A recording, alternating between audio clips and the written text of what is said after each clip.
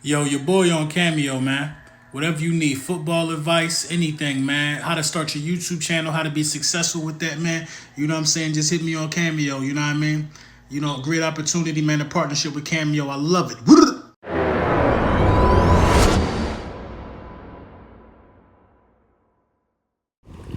Yeah. Lord Brunson back at you with the back at you, and I am the best reporting on the Eagles. Listen, man, I like Miles Sanders, man.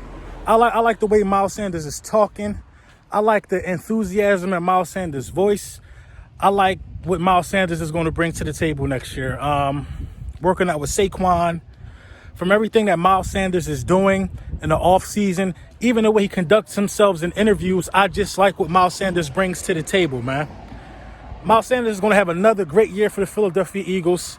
You know, a lot of people are asking, is he going to have more yards from scrimmage than Zeke? He got a chance.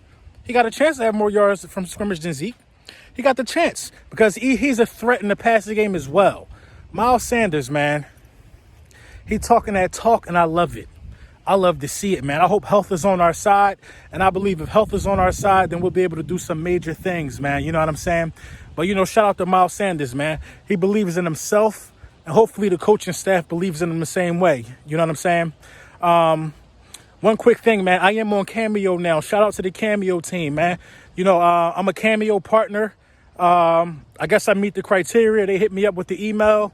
And, I decided to go with the Cameo, man. Cameo is an app where, you can reach out to me and get personalized shout outs. You could get anything you want. Just tell me what you want, and I'll be able to respond via video. And I'll have those videos not just on Cameo, but I'll do something special for you guys because you guys been supporting me for the longest, man. I'm going to have those videos also in the beginning of my YouTube videos. You know what I mean? So just reach out to me through Cameo. We can get something set up, birthday shout outs, whatever you want, man. You know what I'm saying? It's all there ready and available for you on Cameo, man. Let me talk about Andre Dillard real quick. Andre Dillard. The Philadelphia Eagles have decided to, basically put all their chips on the table and say Andre Dillard is the starting left tackle for the organization moving forward. I really wanted Jason Peters back for a multitude of reasons, man. This is the main reason. I wanted JP back because I feel like JP is just stronger. I feel like JP has already adopted that grown man strength, and I feel like that JP is used to, guys pushing and pulling and giving JP, I feel like Chase Young is better at his position probably already than Andre Dillard is at his position. And Andre Dillard was a top 10 pick. Andre Dillard was one of the best left tackles in the draft last season. Andre Dillard basically locked up Khalil Mack for a game. You know what I'm saying? Andre Dillard could play, but I feel like that he got to be able, he has to be working out really hard if he's going to be able to stop that pass rush and that defensive front of the Washington Redskins, who I believe probably have the best. I don't know, man. It depends on what Chase Young do. If Chase Young is as good as advertised, I think the Washington Redskins probably edge us with the defensive line. Just to keep it a buck.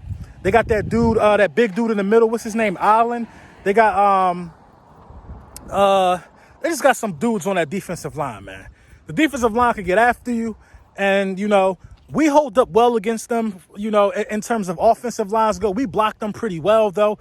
But they got a defensive line that gives a lot of other people fits, not us, though. So it really don't matter how good they are against everybody else. We got the personnel to stop them. I'm just concerned about Andre Dillard every game. His job is to, secure that blind spot for Carson Wentz. I'm concerned. That's all I'm saying. If he could get stronger and he can go ahead and give it a go, I'm concerned. Now, I am happy about knowing that he'll be there where he doesn't have a lot of false starts under his belt, and he's not going to, end a lot of drops for us, putting us further behind the chains on third down and stuff like that. So that is something I'm looking forward to seeing. So hopefully Miles and Andre Dillard are ready to go. 2 second-year players that we are counting on to, come in and do their thing after a successful rookie campaign for Miles Sanders and a fairly decent rookie campaign for Andre Dillard. I'm excited, man. He's going to be thrusted into the role. Hopefully he learns some stuff because he was on the trading block. He got to feel disrespected as well, and Andre Dillard. So, we'll see how that goes, man. But, this is the meat and potatoes, man. This is what I really wanted to talk to you guys about. You know, I feel like we've been severely disrespected by the media in terms of, the defensive line that we put together. Not the defensive line, I'm sorry. In terms of just the offseason moves and the acquisitions and the draft. Everybody is talking about the Philadelphia Eagles as if we didn't really do really well as far as the draft is concerned and the pieces that we made, the pieces that we moved around in the offseason. Listen, Nicole Roby-Coleman is a steal at that price. Will Parks is a steal at that price. Both guys won't make $3 million combined. Now, they're both not projected to be starters, from my understanding, but at the same time, Nicole Roby-Coleman has playoff experience.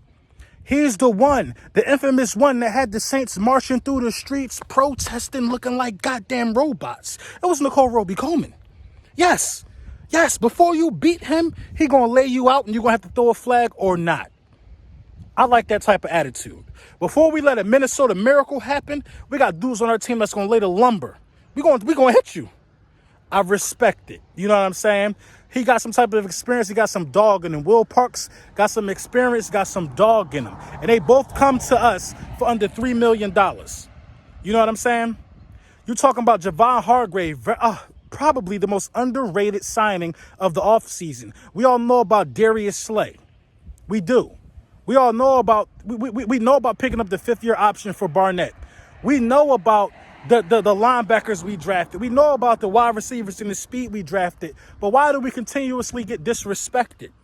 I don't understand it. And I'm not going to sit here and go for it by Washington Redskin fans, Cowboys fans, or Giants fans. Because this is what I know. I know the Philadelphia Eagles front office is way better than every front office in the division.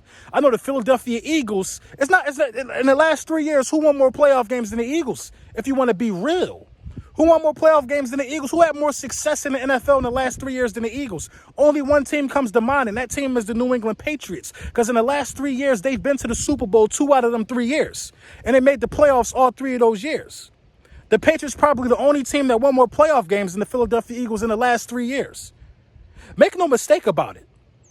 Make no mistake about it. And correct me if I'm wrong, but the Philadelphia Eagles have been the second most... Yes, the second most successful team in the last 3 years. You can't call it no other way. Been the second most successful team in the last 3 years. I don't care what you say. Went to the Super Bowl and made the playoffs every year since. Now, it's other teams that have done that. It's other teams that have done that for sure. Went to the Super Bowl. I think the Chiefs went to the Super Bowl the last 3 years. Have they? I don't know. I think the Chiefs went to the Super Bowl the last 3 years and made the playoffs every year since. If we can't say that, listen. This is what I'm trying to tell you. And this is the facts, and this is how I feel. I feel that the Philadelphia Eagles know how to put together a playoff team. That's the first step to putting together the pieces to becoming a Super Bowl contender. You got to be able to put together a playoff team. The Redskins can't even put together an 8-8 team. They can't even successfully be mediocre. They're always under 500, as goes for the New York Football Giants. The Dallas Cowboys can barely put together a playoff team. We've successfully put together playoff rosters for 3 straight years in a row. And the audacity of the media to talk to us like we don't know what the hell we doing. Giving us D's and C's and F's and all of this type of stuff. Listen, in 2017, it wasn't no luck. It wasn't no luck. Pieces were put in place that people didn't think were championship pieces. Alshon Jeffrey was a championship signing in the offseason. Darius Slay could very well be that. Patrick P. Rod was a championship signing in the offseason of 2017. Javon Hargrave could absolutely be that. Do you understand me? The late year acquisition of Jay Ajayi was the icing on the cake. And who knows what we're going to pick up in a late season acquisition. So for all these people coming and opening their mouth and talking to the Philadelphia Eagles and talking to us like we ain't draft well, what is drafting well? What is drafting well? Picking all these guys in the first round and going 8-8? Anybody could do that. You got to know what fits your team. That's what good organizations do. And a lot of these organizations miss it every year. They miss it every year. But you know who don't miss it? The Philadelphia Eagles. Who's been more successful the last 3 years? This is the epitome of consistency. We are that. We are that. The Falcons, I'm not the Falcons, I'm sorry. The Chiefs, they've been fairly consistent the last 3 years, I guess. You know what I mean? The Patriots have been consistent. The Saints have been consistent. You know what I mean? If we talking about the Saints every year like they some type of world beaters, like they gonna win the Super Bowl every year. We talk about the Saints the same way, like they got a chance. We made the playoffs 3 straight years in a row, so you need to be talking to us like that. You need to be talking to us like that. Come on. We've been talking about the Saints having a chance since Drew Brees won his first over 10 years ago. They had a chance every year. Come on, bruh. Put some respect on our name. And I'm not here begging for respect because we're clearly taking it. You see this hat? You see this hat? You see this hat right here? We clearly have taken our respect. We ain't been in the playoffs since this. Since this game, it started a new wave, and Doug was right. Doug was right. Since we brung this home to the city, we've been in the playoffs every year since. And this year is not going to change. The pieces that Doug put in place proves that Doug Peterson and the coaching staff of Howie Roseman and those guys, they know how to build a playoff roster, which is the first step to get into the Super Bowl. You can't just build the Super Bowl roster if you don't know how to get to the dance, if you don't know how to get to the tournament, to the playoffs. So miss me with all of this, man. All this Jimmy Jazz y'all talking about. Miss me with it, man. And I'm out here looking at my lawn, and I need to cut the grass. Let me show y'all. Literally, I need to cut the grass. So yeah, I actually thought I was done. And then I ran into some really, really good information. You know what I mean? How come nobody talked about this list?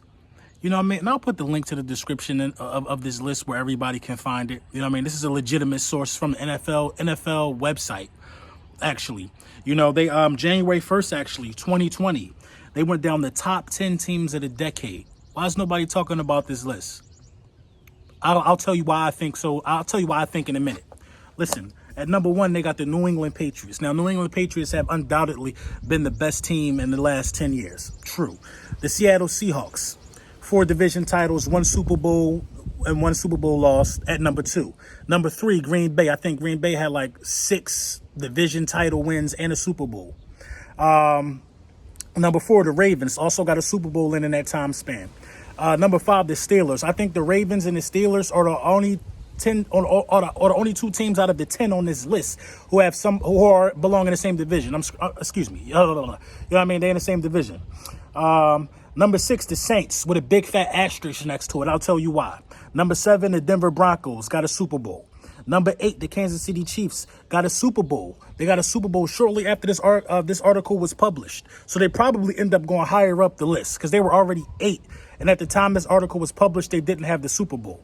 Number 9, the Philadelphia Eagles. We got our Super Bowl. Number 10, the San Francisco 49ers. I don't think they got a Super Bowl in the last 2 years, but they at least been to one.